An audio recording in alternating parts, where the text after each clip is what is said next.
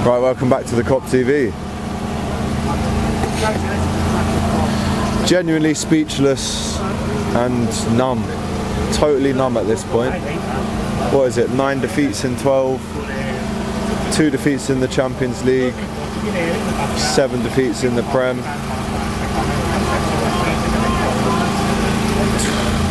Just got no words, mate. I mean, I never thought during doing the Kop TV I'd ever have to face this kind of turbulence in the Liverpool journey, in my Liverpool life, but this is the worst Liverpool have played since 1953. Let me just say that again. This is the worst, let's call it an era, because it's more than a pattern now, isn't it? This is just normal. It's our worst era since the 50s.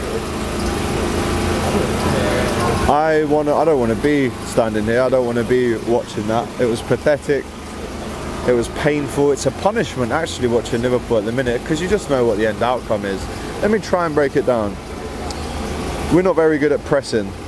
We allow teams to very much press us. We're not very good at corners, but the team that we play against score from corners. We're not very good at defending crosses. The teams that we play against are very good at scoring crosses. We're not very good at shooting, for example. The other team is obviously a lot better at shooting than us. We're not very good at passing.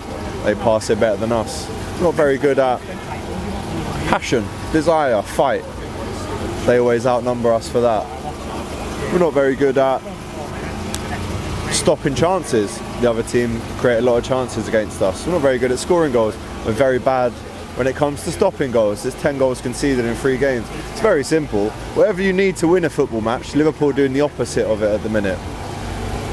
And then once again, I'm sick and tired of saying it, but once again, Dominic Szoboszlai is the only player that walks away with his head held high.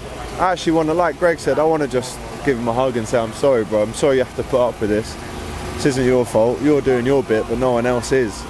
And when you look at individually, the mistakes, Konate, I mean Van Dijk, let me not go mad here, but that's Van Dijk's worst game for Liverpool.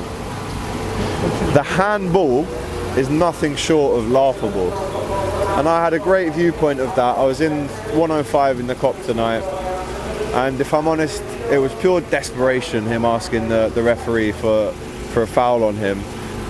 I mean, I couldn't actually believe what I was seeing in my eyes. When I looked down, I was like, hang on, split second, double take. Our centre-back just punched it there. That's probably going to be a pen. The ref blows his whistle straight away, and Van Dijk just shows you where his confidence is, even as the cool leader that he is. Shows you where it is, and then I think 17 minutes in, he clatters a player out on the left. Why is he even out there on the left making tackles like that, putting people in the stands? He gets a yellow card. He's lucky not to be sent off tonight.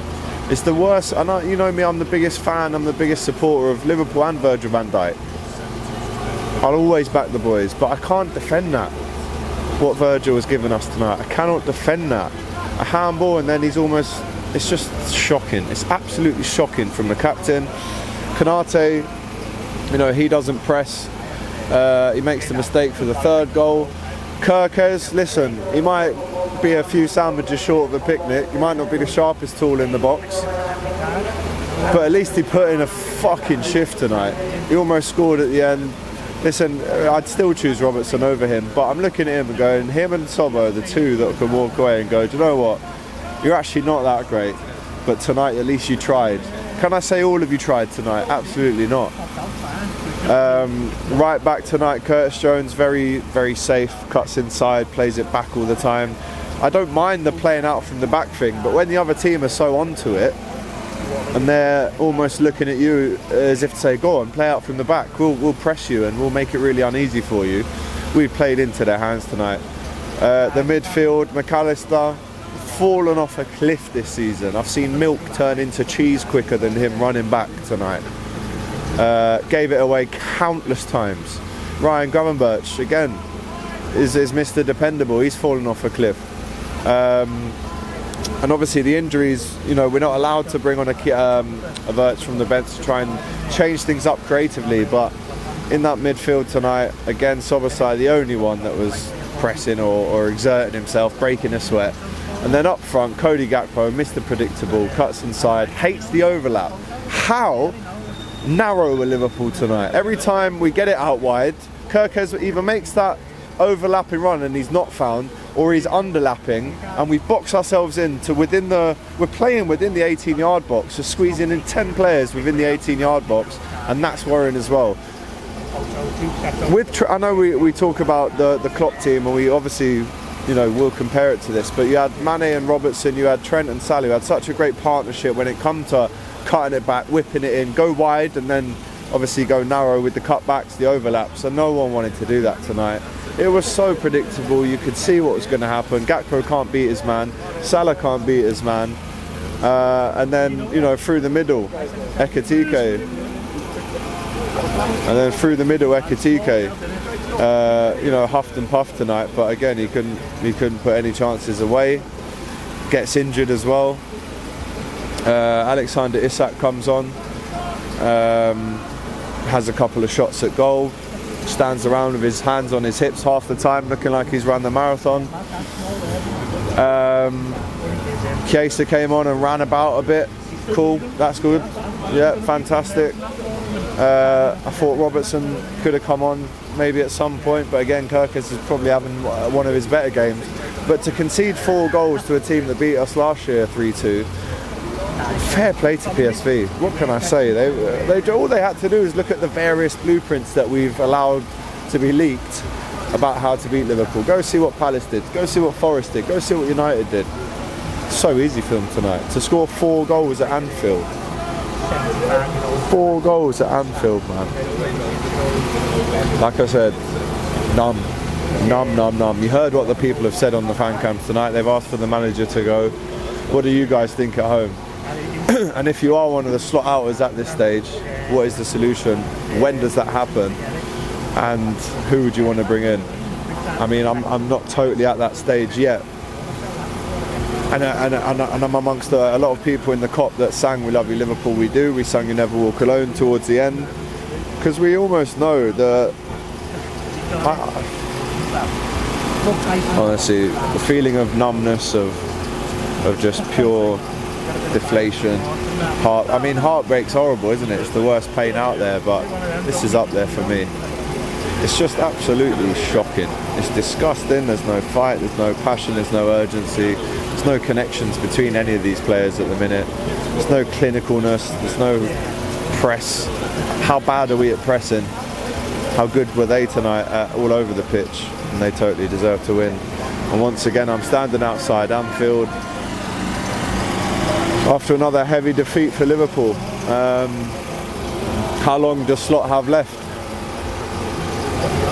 How long does he have left? Because Liverpool Football Club in the last 70 years have never been as bad as this. So, I mean, like I said, man, totally numb. And I've got to go and defend that tomorrow on DR Sports. And then we've got an away game on Sunday against West Ham, which we probably won't win. At the minute, we're fighting to stay in the Champions League, and we're fighting to even get in the top half of the Prem.